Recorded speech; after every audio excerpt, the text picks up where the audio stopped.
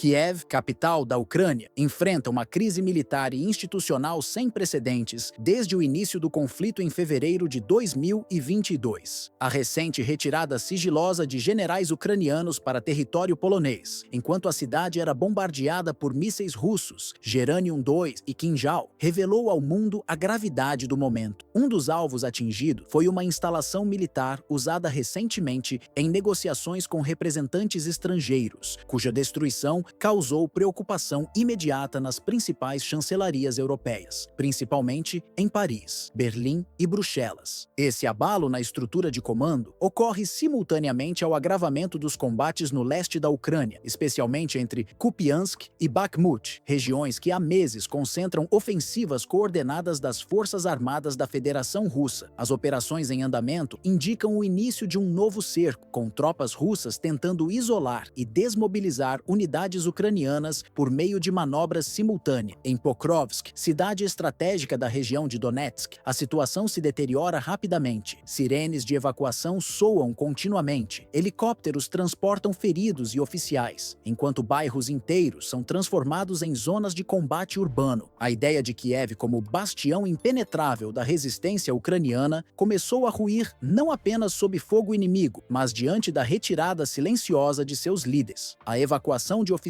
sob ataques aéreos não representa apenas uma perda logística, mas também simboliza a falência de uma estratégia que se apoiava até então em discursos de resiliência e apoio ocidental. O cenário atual revela uma capital pressionada em diversas frentes, militarmente enfraquecida, politicamente dividida e moralmente abalada. Situação semelhante repete-se em Pokrovsk, onde as forças russas aplicam a mesma tática de cerco utilizada anteriormente em Bakhmut, local capturado após meses de combate exaustivo. O padrão se repete: avanços pelos flancos, destruição progressiva de rotas de abastecimento e bombardeios constantes. Ao norte, Kharkiv, segunda maior cidade da Ucrânia, começa a perder conexões logísticas fundamentais, o que obriga unidades do exército ucraniano a abandonarem posições que, por meses, sustentaram a linha de defesa no Donbass. Durante cerca de 2 meses, Pokrovsk resistiu com apoio logístico vindo de Dnipropetrovsk e da retaguarda de Selidov. No entanto, com o aumento da pressão russa e a intensificação dos ataques aéreos, aeronaves estão sendo empregadas para evacuar figuras-chave do aparato político e militar antes que o cerco seja completado. A destruição de uma instalação visitada recentemente por um enviado estrangeiro reforça o peso geopolítico do ataque, deixando clara a intenção russa de colapsar centros de comando aliado. Esse esvaziamento não ocorreu por acaso. É o resultado direto de uma sequência de falhas estratégicas acumuladas pelas forças de Kiev ao longo dos últimos meses. Um ponto crítico se deu na região de Kharkiv, onde tropas russas atravessaram o rio Bolshoi com sucesso, abrindo uma nova frente de combate e surpreendendo tanto os soldados ucranianos quanto os consultores militares da OTAN presentes na área. Fontes do campo de batalha relataram que o Ministério da Defesa da Rússia enviou reforços consideráveis à nova frente, incluindo sistemas blindados, drones de reconhecimento e tropas treinadas em guerra de desgaste. O comandante ucraniano da 4ª Brigada de Infantaria Mecanizada, Coronel Stanislav Bunjatov, declarou em entrevista recente à imprensa nacional que um novo corredor ofensivo foi consolidado na região de Kharkiv, descrevendo a situação como gravemente desfavorável, uma rara admissão pública da gravidade enfrentada pelas forças locais. Nas cercanias de Kupiansk e Bolshan, os confrontos se tornaram diários e intensos. As forças russas ganharam terreno em localidades como Bolchansk, Kili, Kutorsk e Daranoy, todas ao norte da linha ferroviária de abastecimento ucraniano. Documentos de comunicações interceptadas sugerem que Moscou pretende unificar essa frente em uma linha contínua, dificultando manobras de recuo e impedindo reorganizações táticas por parte de Kiev. Essa diferença de postura no campo de batalha tem sido notável. Enquanto o exército russo atua com disciplina e planos previamente definidos, a resposta ucraniana tem se limitado a tentativas emergenciais de reposicionamento. Vale lembrar que meses atrás, o governo de Volodymyr Zelensky concentrou mais de 50 mil soldados em Kharkiv, em uma tentativa de romper a linha russa. Esse mesmo contingente, agora esgotado, é forçado a bater em retirada diante da nova configuração do conflito. Pokrovsk, por sua vez, corre o risco real de ser envolvida por duas frentes simultaneamente. O avanço pelo setor norte indica uma repetição exata da tática aplicada em Bakhmut: estrangular a cidade por ambos os lados até que as defesas colapsem. Relatórios recentes de analistas militares apontam que a frente de contenção em direção a Mirnograd já cedeu em pelo menos 2 pontos distintos, o que permitiria às tropas russas completar o cerco e consolidar o controle da região urbana com relativa rapidez. Inclusive, especialistas ocidentais ligados ao Instituto para o Estudo da Guerra em Washington passaram a admitir que Pokrovsk pode cair antes mesmo do final de setembro. Uma das causas apontadas para essa vulnerabilidade repentina é o remanejamento de unidades ucranianas para as frentes de Kharkiv e Sumy, deixando Pokrovsk sem a proteção adequada. Mais ao sul, na região industrial de Dnipropetrovsk, as autoridades ucranianas iniciaram com urgência a construção de novas linhas defensivas, numa tentativa de reforçar áreas consideradas vulneráveis diante do ritmo acelerado da ofensiva russa. A decisão foi tomada após alertas do Estado-Maior ucraniano e relatórios de inteligência apontando que unidades russas poderiam em breve cruzar o Dnipro e pressionar regiões do centro do país. Equipes de engenharia, com apoio logístico de voluntários e operários civis, trabalham dia e noite na criação de trincheiras, barreiras de concreto e zonas de contenção, em uma das maiores mobilizações defensivas desde o início da guerra. A gravidade da situação foi amplamente confirmada pelo bombardeio de larga escala realizado no dia 21 de julho, quando cerca de 120 projéteis, entre eles modelos hipersônicos como o Kinjal e o Zircon, foram lançados contra alvos estratégicos em Kiev. Foi um dos ataques mais intensos da campanha russa até hoje, e seu impacto ressoou em todas as esferas do governo ucraniano, além dos danos materiais, que incluíram a destruição parcial da fábrica de armamentos, ART, da sede da Antonov, referência na indústria aeronáutica, e de centros de telecomunicações militares. O ataque comprometeu seriamente os sistemas de comando e controle da capital. Fontes militares confirmaram que pelo menos 4 radares de rastreamento e 2 estações de retransmissão foram inutilizadas, prejudicando as comunicações entre o alto comando em Kiev e os batalhões posicionados em Sumy, Poltava e Dnipropetrovsk. A desorganização momentânea que se seguiu ao ataque colocou em risco manobras defensivas importantes e gerou confusão no campo de batalha. O efeito colateral mais sensível, no entanto, foi o impacto psicológico entre as tropas e a população civil. A imagem de Kiev como centro seguro da resistência foi duramente abalada, gerando uma onda de desconfiança e temor em setores antes considerados estáveis. Em redes sociais ucranianas, vídeos mostravam colunas de fumaça sobre a cidade e sirenes soando por mais de 30 minutos consecutivos, enquanto moradores buscavam abrigo em estações de metrô. A ausência de declarações rápidas e firmes por parte das lideranças políticas aprofundou o sentimento de abandono. O cerco à capital, portanto, tornou-se multidimensional, fisicamente, com o avanço gradual de tropas russas pelo norte e leste, moralmente, com o desgaste da confiança entre soldados e o alto comando, e politicamente, com a crescente percepção de que as promessas ocidentais de apoio irrestrito estão perdendo força. A mudança de tom em pronunciamentos recentes de líderes europeus e as dificuldades do Congresso dos Estados Unidos em aprovar novos pacotes de ajuda militar contribuem para esse cenário. A evacuação de generais e quadros de elite da hierarquia ucraniana, realizada de maneira discreta e emergencial, tornou-se o reflexo mais explícito de um sistema em colapso. Mais do que uma medida tática de segurança, essa retirada simboliza o desmonte silencioso de uma estrutura de comando que já não consegue responder de forma eficaz para novos desafios impostos pelo campo de batalha. Frente a uma ofensiva russa cada vez mais coordenada, tecnologicamente superior e politicamente respaldada, a Ucrânia vê seu projeto de resistência desintegrar-se diante dos olhos do mundo.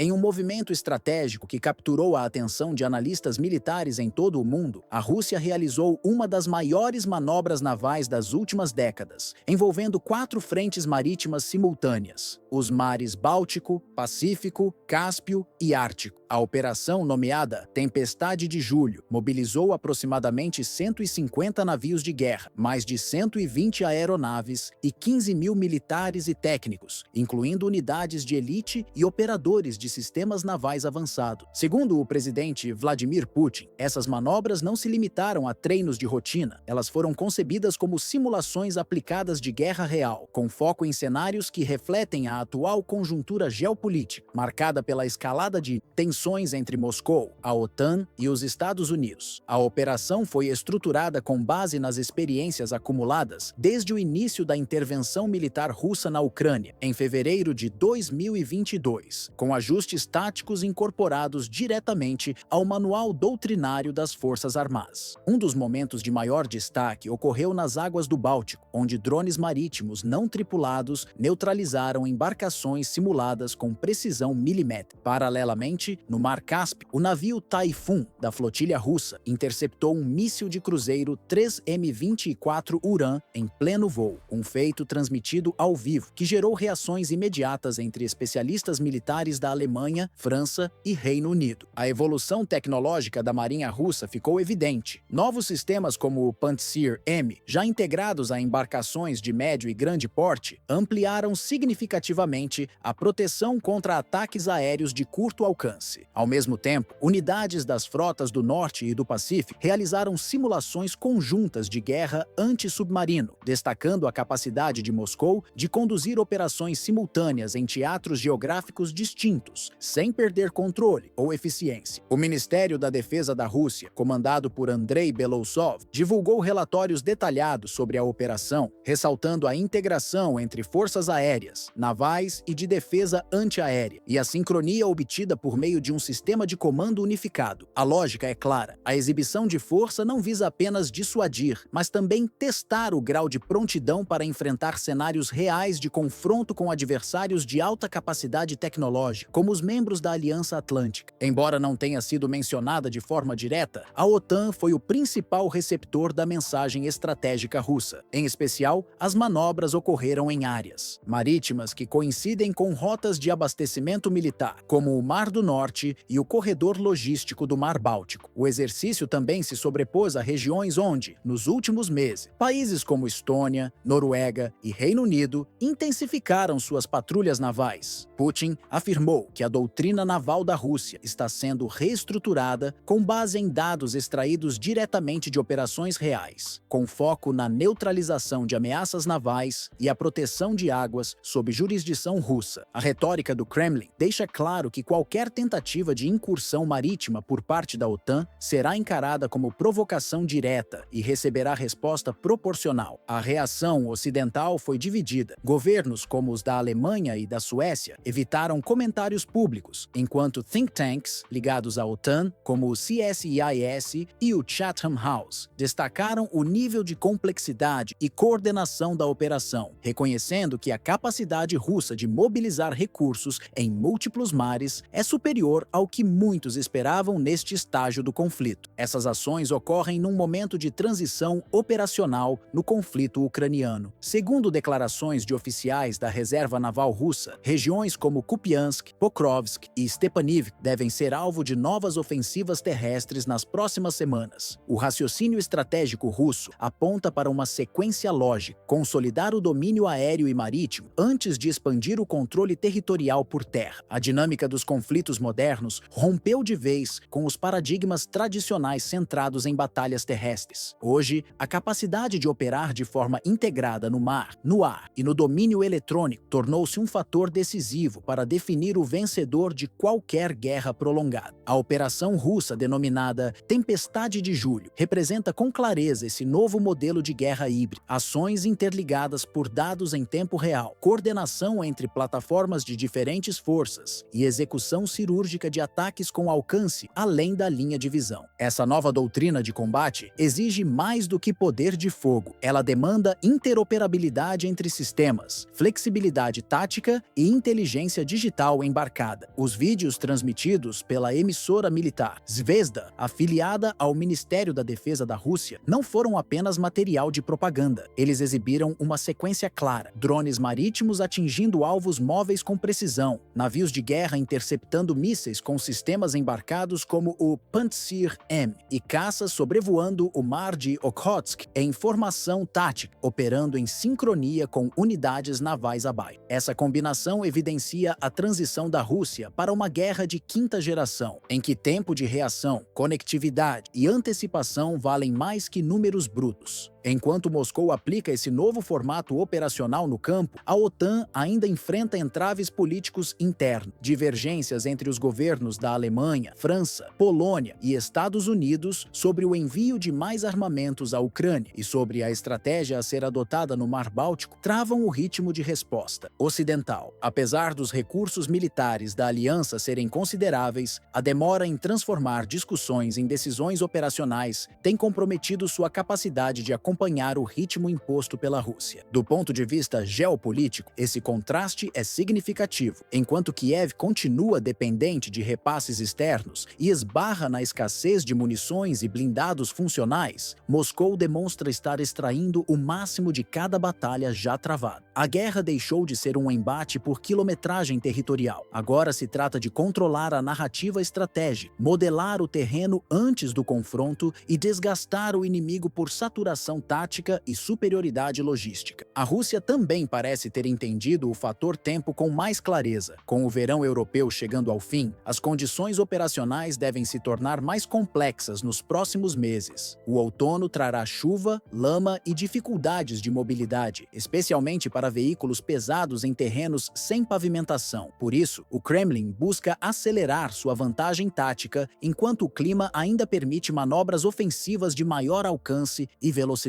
Do lado ucraniano, o desgaste se acumula. O governo de Volodymyr Zelensky tem ampliado os pedidos por munições, sistemas de defesa aérea e veículos blindados, mas enfrenta atrasos no envio de pacotes militares, discussões internas no Congresso americano e um esgotamento crescente entre os recrutas. O moral das tropas se vê pressionado pela repetição de recuo, dificuldades de comunicação e a percepção de que o inimigo está um passo à frente em termos de coordenação e armamento. No fim, a Tempestade de Julho deixou pouco espaço para dúvidas. Não foi uma exibição teatral, tampouco uma repetição de antigos desfiles navais soviéticos. Foi um ensaio funcional de uma nova doutrina russa que alia poder de resposta, manobrabilidade e integração total entre plataformas marítimas, aéreas e de defesa eletrônica. Uma doutrina que, ao que tudo indica, será aplicada de forma cada vez mais ampla nas próximas fases do conflito.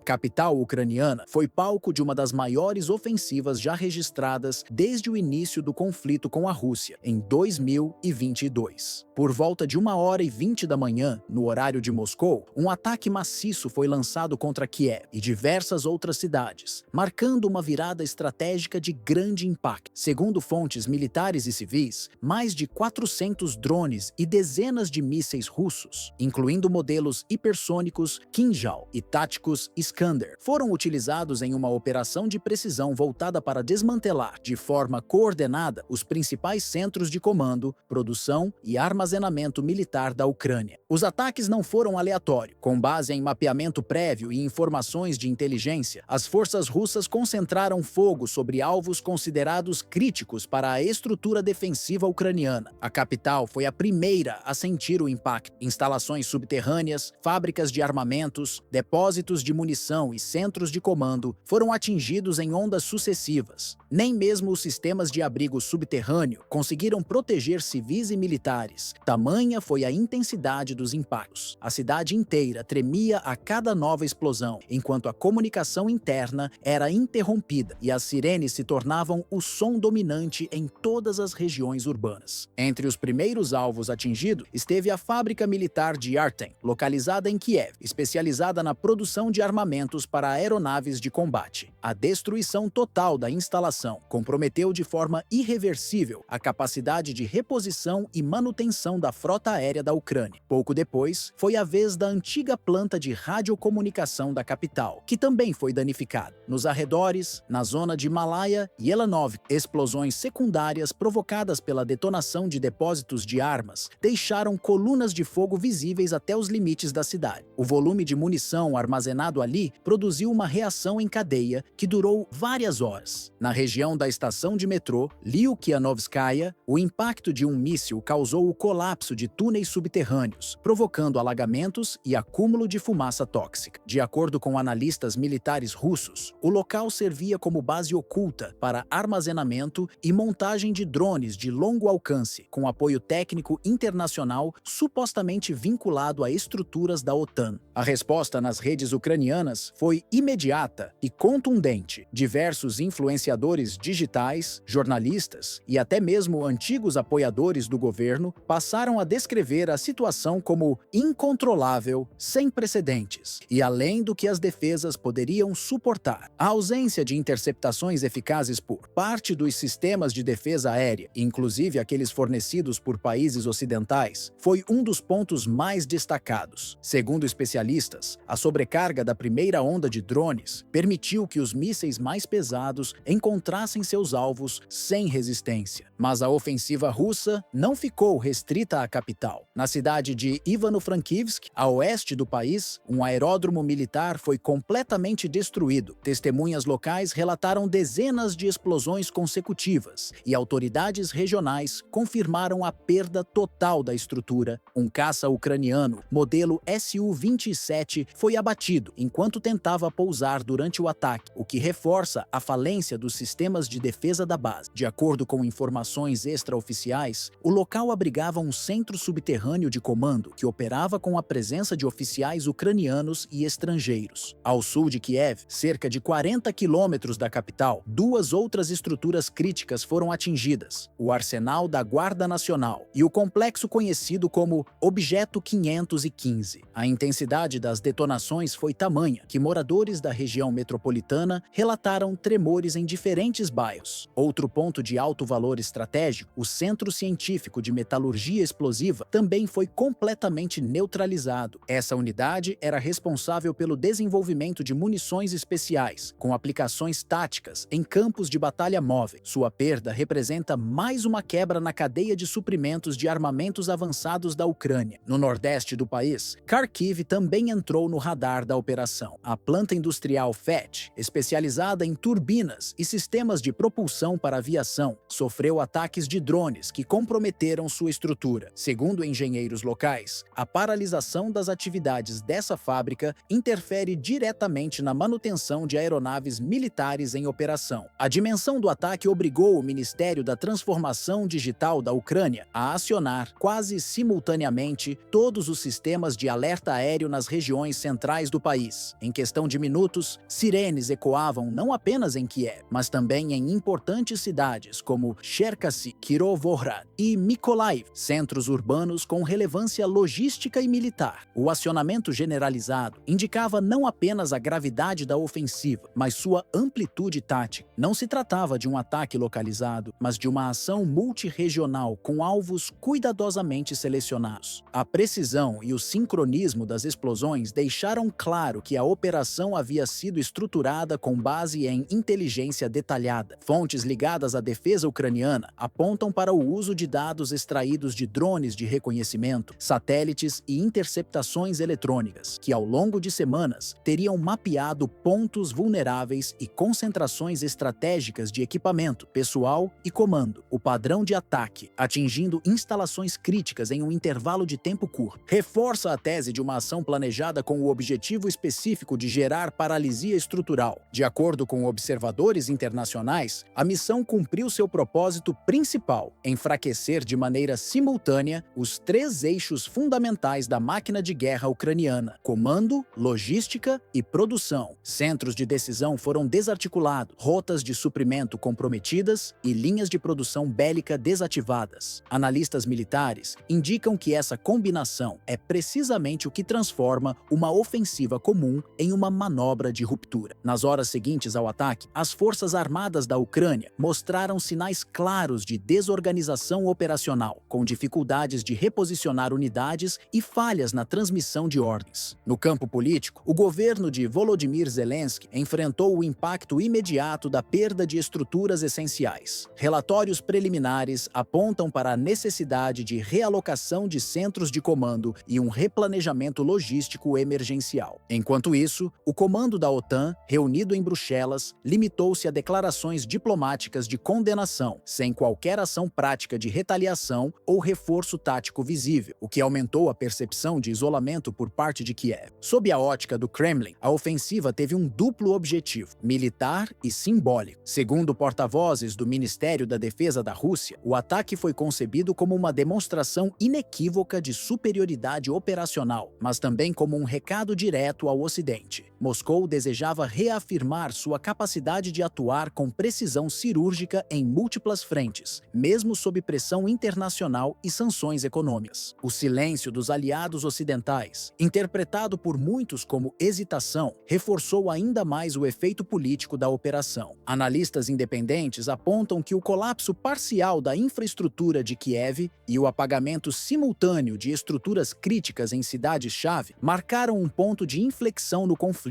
Para muitos, tratou-se da noite em que a balança da guerra voltou a pender, com força, a favor da Rússia. Especialistas também destacam que a ofensiva representa não apenas uma vitória tática, mas a consequência direta de uma estratégia que apostou, desde o início, na escalada em vez da diplomacia. A destruição sistemática de instalações militares, somada à desarticulação temporária das comunicações e à ausência de reação efetiva da comunidade internacional, transformou Kiev em um símbolo daquilo que a guerra já custou, não apenas em termos materiais, mas em perda de controle político e fragilidade geoestratégica. O que antes parecia um cenário distante ou improvável se consolidou como a nova realidade. O conflito entrou em uma fase onde não há mais espaço para advertências. A linguagem agora é a das ações irreversíveis.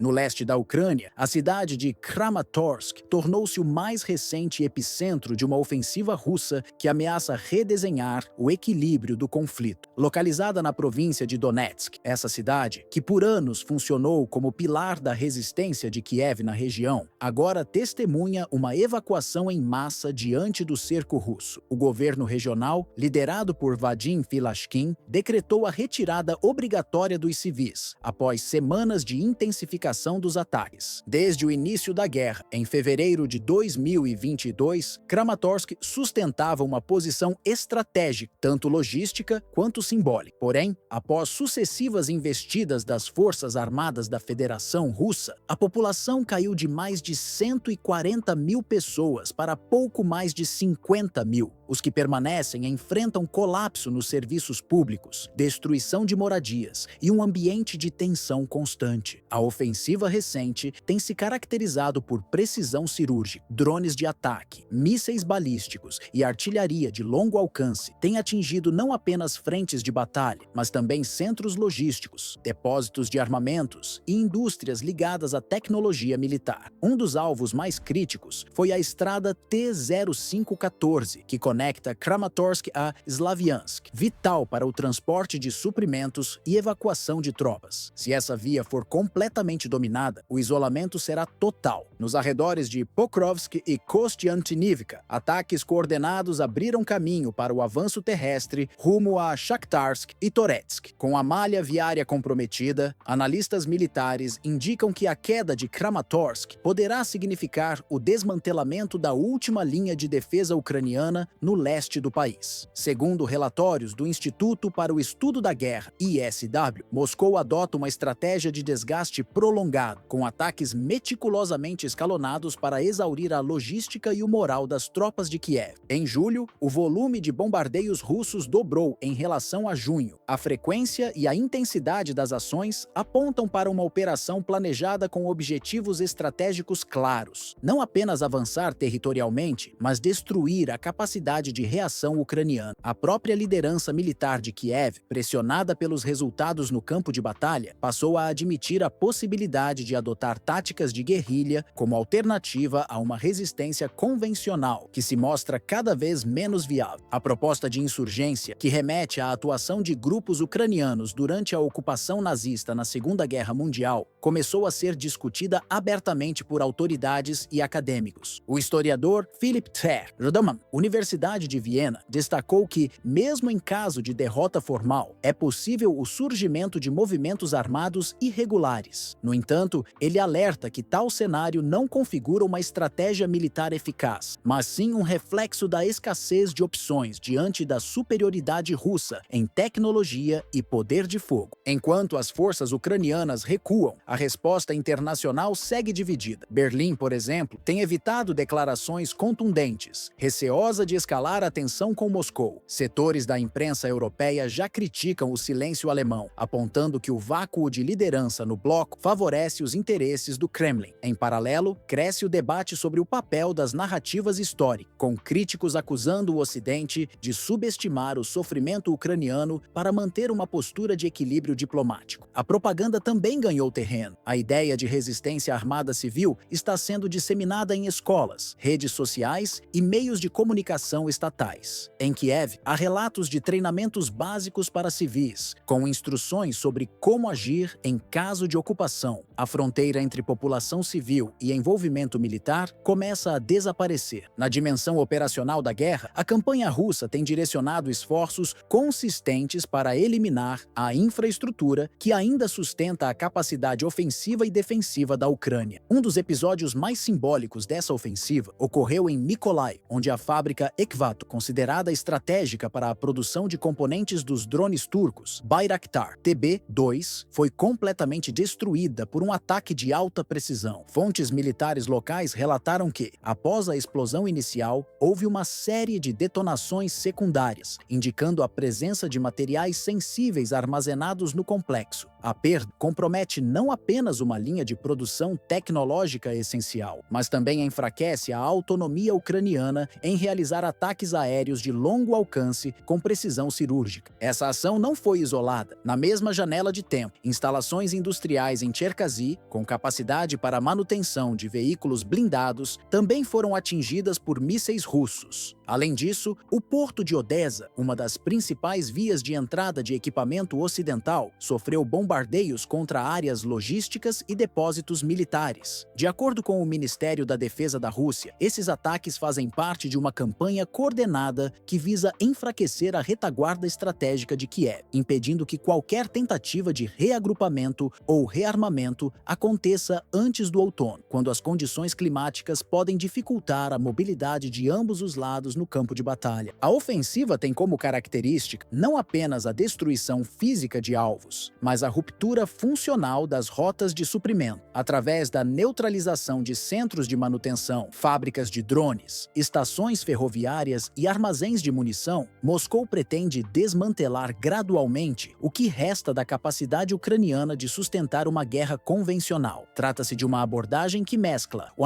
domínio tecnológico com inteligência tática, substituindo confrontos diretos por ações de sufocamento estrutural. É nesse cenário que Kramatorsk ganha um peso ainda maior. A cidade situada no eixo logístico do leste da Ucrânia não representa mais apenas uma linha de frente em disputa, tornou-se o ponto de inflexão que sinaliza uma possível reconfiguração da guerra. Sua queda, somada à destruição da infraestrutura crítica nacional, representa uma virada estratégica. A guerra, que por tanto tempo foi marcada por avanços territoriais limitados, agora caminha para uma nova fase, a da desintegração desintegração gradual da resistência ucraniana. A deterioração das capacidades militares ucranianas tornou-se perceptível não apenas nos bastidores do comando, mas nas trincheiras, nos postos avançados e até nas zonas de apoio logístico. Em várias frentes, unidades combatem com armamentos avariados, viaturas sem manutenção adequada e fardamentos em mau estado, evidenciando um colapso silencioso que se espalha por toda a estrutura operacional. A escassez de munições, especialmente artilharia pesada e projéteis antitanque, tem forçado algumas brigadas a limitar sua atividade a posições defensivas, mesmo quando oportunidades de contra-ataque surgem no terreno. Os oficiais de médio escalão, responsáveis pela coordenação de batalhões e rotas de abastecimento, enfrentam crescentes dificuldades para manter a coesão de suas tropas. Com linhas de comunicação vulneráveis e centros de comando sob ameaça constante de bombardeios, a gestão das operações tornou-se fragmentada. Há relatos de unidades aguardando ordens por horas, enquanto os ataques se intensificam, expondo falhas críticas no sistema de comando e controle. Além disso, em setores como Avdiivka, Kupiansk e a periferia de Kramatorsk, soldados relatam longos períodos em combate contínuo sem descanso adequado. A rotação de tropas, fundamental para preservar a capacidade física e psicológica dos combatentes, foi praticamente suspensa em diversos pontos, devido à falta de reservas disponíveis. O cansaço, acumulado com a insegurança sobre suprimentos e a falta de clareza sobre objetivos estratégicos, tem causado uma queda considerável no moral, não por falta de patriotismo, mas pela percepção crescente de que os recursos estão no limite e o apoio internacional já não acompanha o ritmo da guerra. Esse enfraquecimento multifacetado da máquina de guerra ucraniana torna cada vez mais plausível um cenário de colapso gradual. Não há neste momento sinais concretos de que Moscou esteja buscando uma vitória esmagadora por meio de ofensivas massivas, como as vistas no início do conflito. Em vez disso, o padrão revela uma estratégia de desgaste prolongado, uma pressão contínua que vai consumindo a capacidade do oponente de manter-se funcional, até que o esforço de guerra se torne insustentável. Se a situação continuar nesse ritmo, é provável que a Ucrânia seja forçada a reduzir drasticamente sua presença militar nas frentes mais críticas, não por decisão política ou diplomática, mas por pura exaustão material e humana. A retração não viria como um gesto de rendição formal, mas como consequência direta da incapacidade de sustentar o esforço bélico. Nesse contexto, a continuidade do conflito dependerá menos da disposição para lutar e mais da viabilidade do Estado ucraniano como entidade militar estruturada. A guerra deixaria de ser travada por exércitos organizados e passaria a assumir características de resistência esporádica, descentralizada e cada vez mais simbólica. O que está em jogo, portanto, não é apenas a manutenção de território, mas a sobrevivência do país enquanto força combatente coesa e coordenada.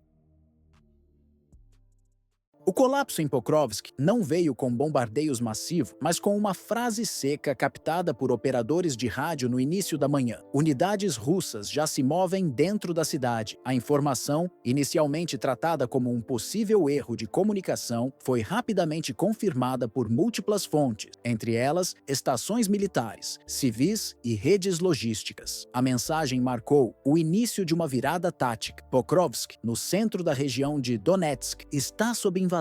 Pequenos grupos russos de reconhecimento romperam os perímetros externos e se infiltraram nos subúrbios, posicionando-se em áreas estratégicas como a zona industrial ao norte da cidade. Em paralelo, pelotões de assalto do exército russo ocuparam acessos principais e iniciaram a tomada de bairros menos fortificados. As forças armadas da Ucrânia, sob forte pressão e com falhas graves na comunicação interna, não conseguiram articular uma defesa coordenada. Houve disparos entre unidades ucranianas por engano, recuos sem cobertura e tentativas improvisadas de fortificação em zonas já comprometidas. O impacto psicológico sobre os batalhões ucranianos foi imediato. Relatos de pânico, desorganização e abandono de posições surgiram em diversos canais de comunicação tática. Pokrovsk, que por meses representou um bastião defensivo para Kiev no eixo leste, perdeu rapidamente sua estrutura de comando e controle. Os canais de rádio, antes dedicados dedicados a estratégias de contenção passaram a transmitir ordens confusas, muitas vezes sendo dominados por apelos de rendição. Paralelamente ao avanço russo, a Ucrânia intensificou ataques com drones contra cidades da região russa de Rostov. As cidades de Taganrog, Novocherkassk, Matviv-Kurgan e Shakhty registraram explosões, acionamento de sirenes e interrupções em serviços civis. Autoridades russas classificaram esses ataques como ofensivas sem propósito militar, afirmando que os drones atingiram áreas residenciais, mercados e prédios administrativos. Para o Kremlin, trata-se de uma tentativa de minar o moral da população civil russa, num momento em que Moscou amplia sua ofensiva terrestre. No interior de Pokrovsk, o Ministério da Defesa da Rússia confirmou a presença ativa de pelo menos 5 grupos operacionais, compostos por unidades de sabotagem, inteligência e artilharia leve. As localidades vizinhas de Leontovka e Troianda, situadas nos flancos sudeste e nordeste da cidade, já foram completamente tomadas por tropas russas. Sem linha clara de retirada, os militares ucranianos em Pokrovsk enfrentam dificuldades logísticas severas, incluindo escassez de munição, interrupções de abastecimento e colapso das ordens operacionais. A situação é descrita como caótica também por correspondentes de guerra ucranianos. Um influente comentarista militar, através de canal fechado, relatou que os soldados já não conseguem distinguir quais setores da cidade ainda estão sob controle. Segundo ele, unidades estão tentando erguer barricadas em arranha-céus e edifícios residenciais sem qualquer estrutura tática, resultando em combates entre tropas ucranianas mal coordenadas. A frase "o soldado russo já está aqui", disseminada nas redes internas, resume o estado de espírito dominante entre os combatentes ucranianos. A libertação de Saberiev, um vilarejo localizado a menos de 4 quilômetros ao sudoeste de Pokrovsk, funcionou como catalisador do cerco. As forças russas passaram a concentrar esforços na rodovia T-0406, corredor fundamental que conecta Pokrovsk a Mirnograd. Caso essa via seja controlada por Moscou, a única rota de fuga restante para os batalhões ucranianos será a E-50, em direção a Pavlograd, caminho vulnerável e sujeito a interdições aéreas. O jornalista de guerra Alexander Sladkov, vinculado à cobertura militar russa, relatou que só nas últimas 24 horas, 3 a 4 vilarejos foram reconquistados por Moscou. Segundo ele, Pokrovsk representa a principal barreira antes que o avanço atinja áreas estratégicas da região de Dnipropetrovsk, considerada essencial para a retaguarda logística ucraniana. A possível queda de Pokrovsk não representa apenas a perda de mais uma cidade no leste da Ucrânia, mas sim a abertura de um corredor operacional vital para o avanço russo rumo ao coração da região do Donbas. Com Pokrovsk fora de combate, a linha de contenção que conecta cidades-chave como Toretsk, Chaziv Yar, Drushkivka, Sloviansk e Kramatorsk ficará seriamente comprometida. Essas localidades, que compõem o cinturão defensivo central do leste ucraniano,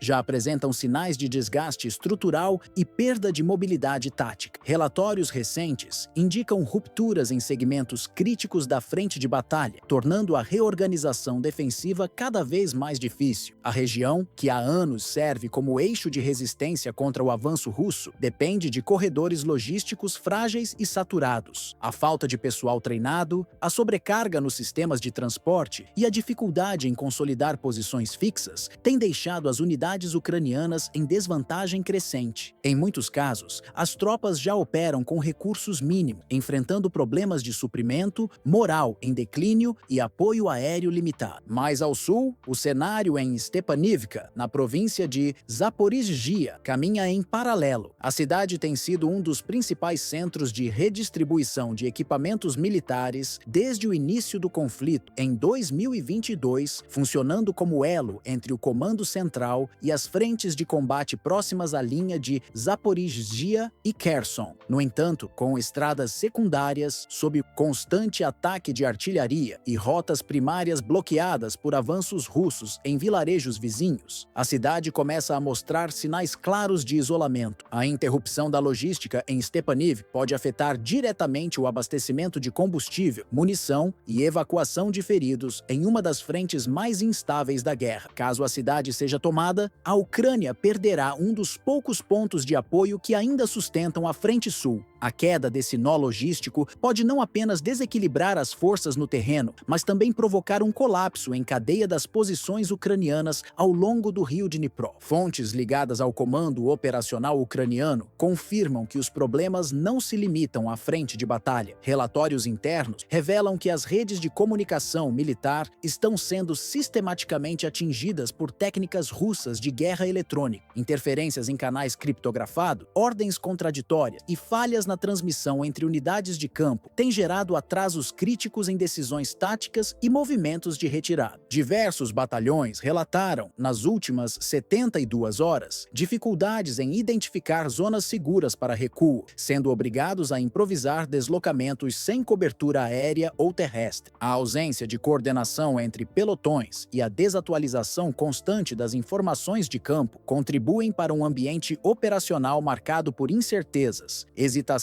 e riscos crescentes de cerco. Nesse cenário de desorganização crescente, a frase ouvida nos primeiros momentos da incursão russa em Pokrovsk, "Os russos já estão na cidade", assumiu um peso simbólico que vai além da própria localidade. Ela passou a representar o ponto de inflexão da campanha russa em 2025. Mais do que uma declaração de presença, tornou-se a confirmação de que o controle territorial ucraniano no Donbas está à beira do colapso. Pokrovsk, que durante meses foi descrita como um bastião de resistência na retaguarda da linha oriental, agora figura como uma cidade sem comando efetivo, cercada por forças russas em múltiplas direções e cortada de seus principais acessos. Para os soldados no terreno, o lugar deixou de ser uma posição estratégica e se tornou um território de sobrevivência, onde o tempo, a comunicação e a estrutura organizacional deixaram de trabalhar a favor.